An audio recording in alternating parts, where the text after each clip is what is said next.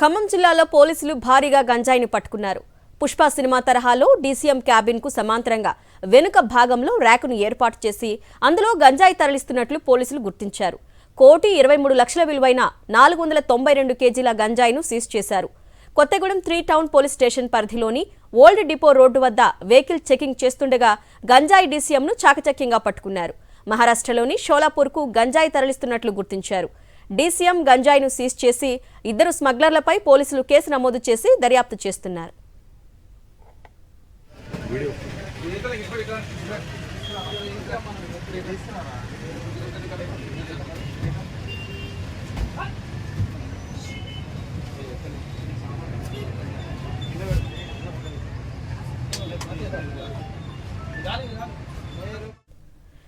ఖమ్మం జిల్లాలో భారీగా గంజాయి పట్టుబడింది. పుష్ప సినిమా తరహాలో స్మగ్లింగ్ పాల్పడినట్టు తెలుస్తోంది. మరిన్ని వివరాలు మా ప్రతినిధి మహేందర్ అందిస్తారు. మహేందర్,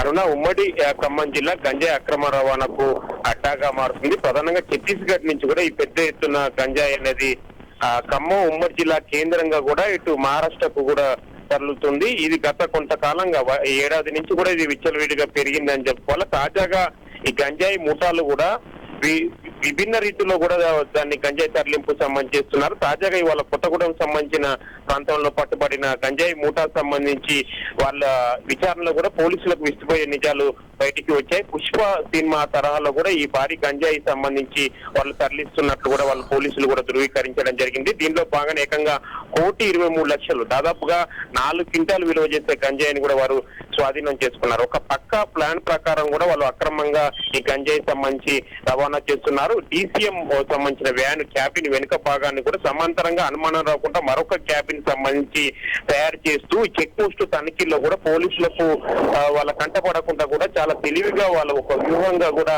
ఈ అక్రమ సంబంధించిన గంజాయి రవాణా చేస్తున్నట్లు కూడా పోలీసులు సంబంధించి ధృవీకరించారు. మనం గత ఏడాది కాలంలో చూసుకుంటే ఏకంగా ఉమ్మడి ఖమ్మం జిల్లాలో ఏకంగా 50 కోట్ల విలువ చేసిన గంజాయి పట్టుబడిందంటేనే ఇక్కడ ఏ స్థాయిలో ఈ ఖమ్మం కేంద్రంగా గంజాయి అక్రమ రవాణా జరుగుతున్నట్టు తెలుస్తుంది. ప్రధానంగా ఇంజనీరింగ్ సంబంధించిన స్టూడెంట్స్ కి ఎక్కువగా ఈ గంజాయి కాలం వేస్తున్నట్టు తెలుస్తుంది. మహారాష్ట్రలో కొన్ని ప్రాంతాలు కూడా ఎక్కువగా ఈ అక్రమ రవాణా సంబంధించి జరుగుతుంది. దీంతో పాటుగా హైదరాబాద్ కూడా విచ్చలవిడిగా ఇక్కడ నుంచి కూడా గంజాయి కూడా తరలిస్తున్నట్టు తెలుస్తుంది. చాలా వరకు కూడా గంజాయి మూటాలు స్టూడెంట్స్ టార్గెట్ గా చేసుకొని కూడా ఈ తరలింపులు చేస్తున్నారు.